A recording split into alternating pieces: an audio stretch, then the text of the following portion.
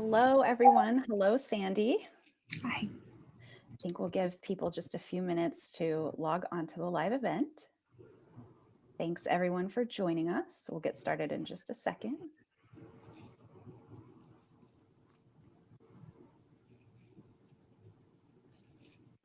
All right, I see some people ticking on. Hello to those of you who are joining us.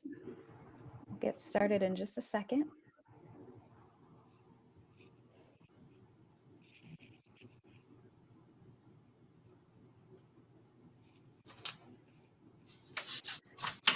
All right. Well, hello, everyone. My name is Leanne Clark-Shirley. I'm ASA's Vice President of Programs and Thought Leadership, and thank you for joining us for this ASA live event. Today, I am joined by Sandy Markwood from the National Association of Area Agencies on Aging, or N4A. Hi, Sandy. Hey, Leanne. Thanks for being here. Well, thanks for having me. Yeah, and today we're going to talk about this year's Home for the Holidays campaign. So let me start by giving a quick overview of your bio, Sandy, which is impressive and extensive. So I'll try to summarize the highlights here. So Sandy, you're the CEO of N4A, and you're a national advocate and champion for aging issues.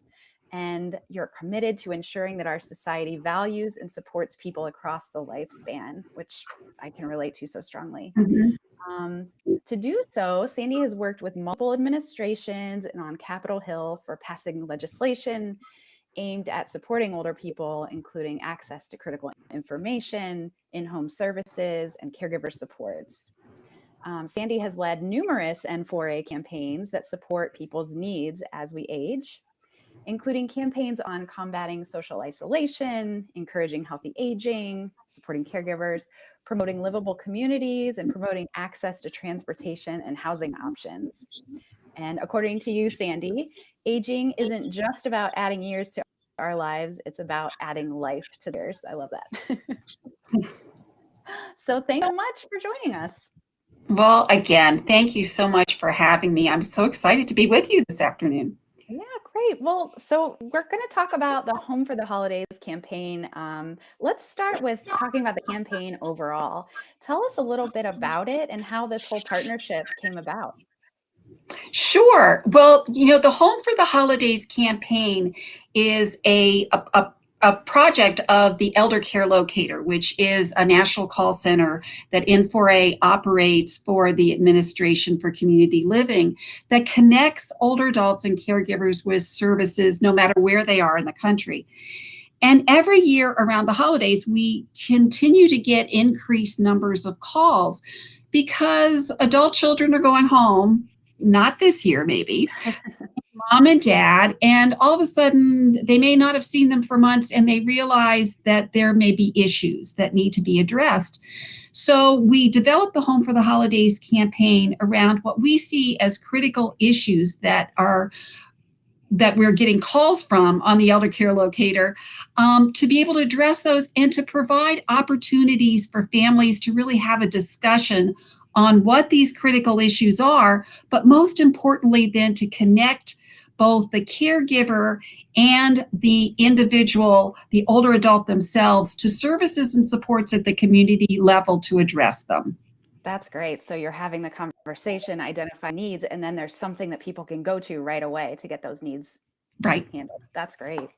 What have some of the more popular topics of your campaign been over the years? Well, we've been at this for over a decade, so we have a long list. I'll just highlight a few of them for you. And it really ranges. So last year we did the campaign around home modification, because we recognize that as people want to age in place in their own home, there are some things that they need to do to really adapt their home to be able to do that successfully. Carrying across the miles was the year before, really looking at the challenges, but also how to help and assist long distance caregivers. Living well in the community with dementia was another one of our themes, recognizing that 80% of people who are living with dementia live in the community and they need supports to do that. So it ranges from really what happens when you need to hand over the keys, looking at when people stop driving and they need transportation options in their community, brain health issues, protecting your pocketbook against scams. So we really try to highlight those issues that are at the forefront of concerns for older adults and caregivers. Yeah. Yeah. And I can imagine, having conversations with family about these issues can get a little sticky. So I'm curious, just in general, what have you learned? What advice do you give people for having maybe particularly sensitive or emotional discussions during this time of the year? Well, you're right. It's hard to have some of these discussions because they're very sensitive discussions, not only for your mom or dad, but also for the adult children or others who care for them that are having these discussions. And the most important thing, and we've talked to a lot of people who deal directly with older adults and gotten a lot of advice. And in general, what I would say is ease into difficult discussions with loved ones. Don't be too direct, and don't get all of your siblings and gang up on mom and dad, because it will not be well received. And it wouldn't be well received by you if the same thing happened. So, making sure that you think through the discussion that you want to have. In fact, you might want to even write it down so that you stay on task. And also selecting the right time to have that discussion and the right location. So when everybody's stressed in the kitchen, fixing a holiday meal, not the best time to raise these kinds of issues. However, if you're going for a walk with mom or dad, or you're sitting at the kitchen table after the kitchen's cleaned up and you're just kind of relaxing, that may be a good time. You need to know your family. You need to know your loved ones. But it's better to have these one-on-one, and again, not to have a lot of people in the room ganging up on somebody. I think the other thing is how to frame the issue. Instead of saying, Mom, I think you're forgetting a lot of things. I think we've got an issue here. Instead of saying, around the COVID crisis, for instance, and the issue of this year's campaign is, everybody has felt social isolation, right? Is, maybe starting the conversation. I know that with COVID, I'm feeling stress and I'm not feeling as connected to my friends. Are you feeling that way? Just kind of, easing into the conversation in a way that isn't overly direct. Or I was talking to my friend or our cousin, and they said that their mom was really starting to feel shut in, and felt like they didn't really have contact with the family or friends. And these are some of the things that they're thinking about doing to address that issue. So it's framing the discussion. And the last part of it is looking at ways that you can go to the next step. Instead of saying, well, these are all of these issues, I'm going to put it on you to solve them.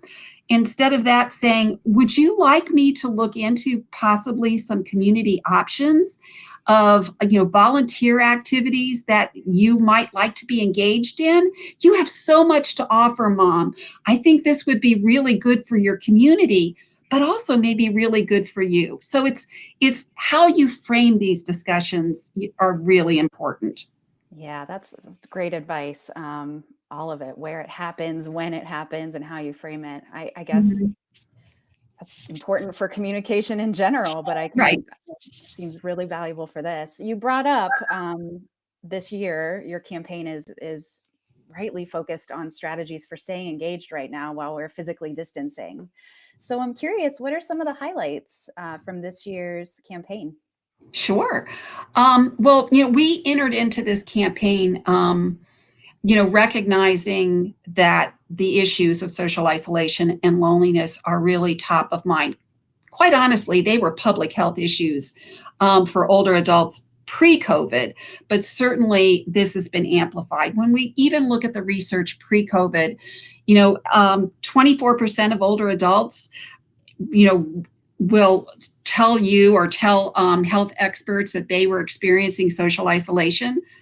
43% were experiencing loneliness. And this is pre-COVID. And what we know is all of this has been completely amplified because of the COVID crisis. But what we also know is that our minds and our bodies respond to social isolation and loneliness, and the stress that those two conditions really create. And in some ways, some of those stresses you feel immediately, and others you feel like inflammation over time. So really, when we're looking at this issue, we delved into it because it is a public health issue, with social isolation and increasing the likelihood of dementia or cognitive decline by 50%. 50%, 29% increased likelihood of heart disease, 32% in stroke. And when we're looking at loneliness, recognizing that there is increased likelihood of depression and anxiety and even suicide. So really health issues that we needed to tackle.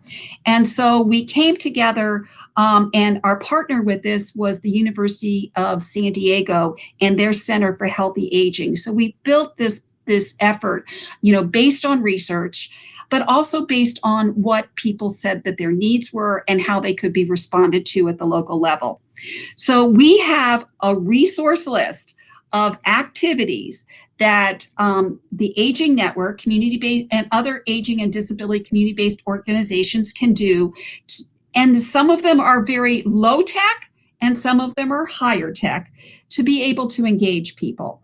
And it's engaging them in aging issues, whether it be looking at ways to do evidence-based health promotion program online or telephonically, looking at ways to engage in other types of gaming, virtual bingo, those types of activities, but also to learn new skills, new trades, and also to take trips, virtual trips with your friends, whether you know them or not. So it's really, we've gathered a whole long list of opportunities that older adults and caregivers can connect their loved ones to be able to really ensure that they feel engaged and in this very isolating time. And part of those are telephone reassurance, where actually people are connecting and talking to one another. And what we found is a lot of these are both intergenerational and older adults to older adults, is the friendships that are forming that will be long lasting.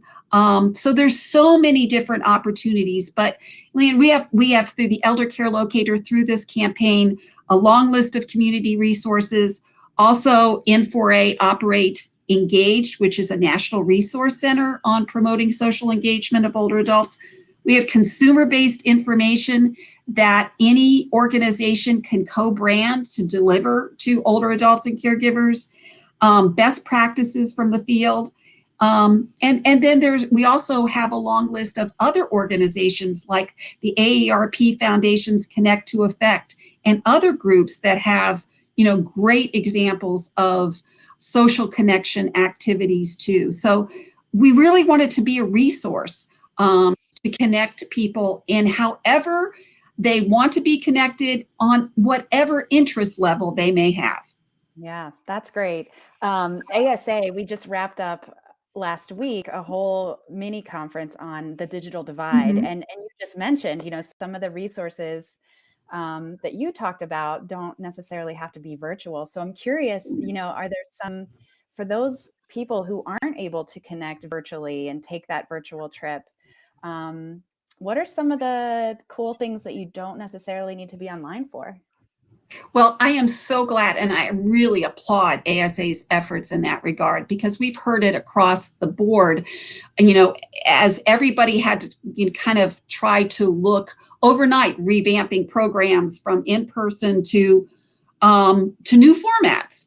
And, across the country, there are, as you all found in the efforts that you've led, there are a lot of communities where there is not broadband coverage to do virtual work, but there's also a disconnect too in older adults and people with disabilities having access to equipment, and even if they have access, to know how to use it.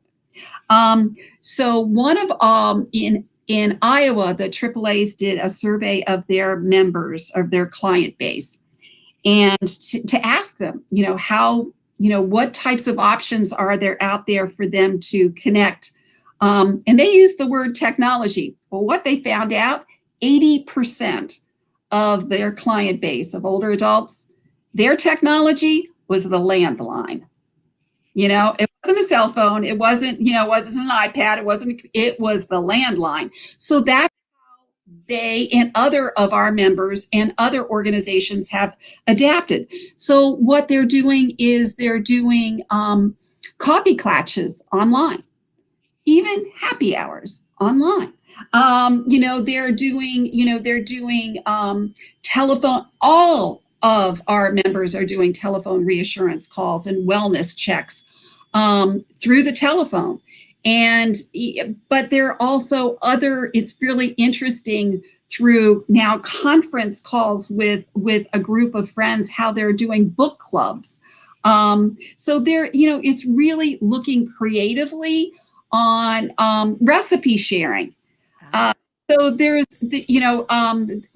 repairing appliances, a little harder for visual people like me, but how do you do these things? And people are being so creative. So when the resource list that we have of best practices, we have the higher tech, but we also have those telephonic and other types of lower tech opportunities out there that the Aging Network or other community groups can engage in. That's great.